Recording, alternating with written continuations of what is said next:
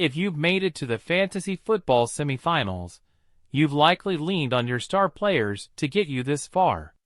But what happens if those studs have a down week? That's where savvy managers can separate themselves by finding underappreciated contributors or identifying fading players. Here's a look at some players trending up and down after Week 15. Fantasy football players to buy for Week 16. RB Rico Dowdle, Dallas Cowboys. Dowdle is heating up at the right time.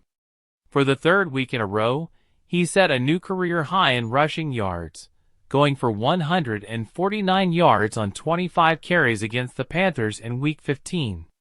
His third consecutive 100-yard game makes him a sneaky flex play or even a low-end RB2 in deeper leagues. RB Jerome Ford, Cleveland Browns. With Nick Chubb out for the season, Ford is now the clear workhorse in Cleveland's backfield.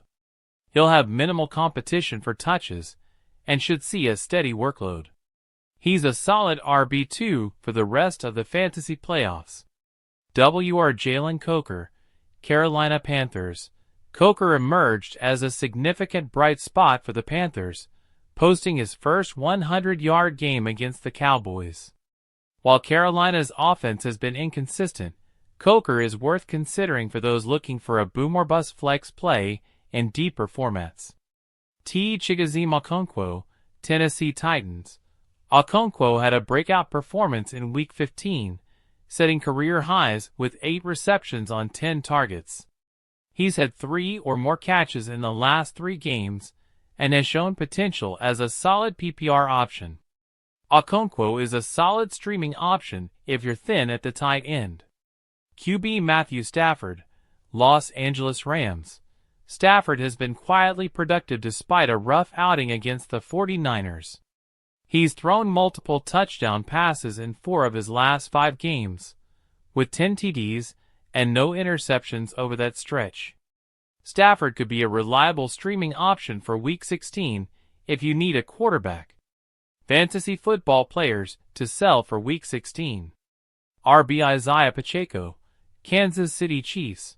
Pacheco has been splitting carries with Kareem Hunt, and his yards per carry have dropped in his last 3 games. With his role starting to shrink, it might be time to sell high on Pacheco while he still holds some value.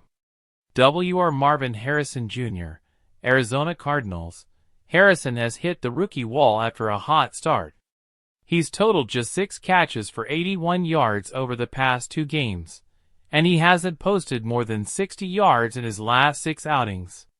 Harrison might not be the reliable option you hoped for, with other playmakers emerging.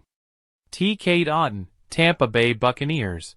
With Mike Evans healthy and Jalen McMillan becoming more involved, Otten's role has diminished.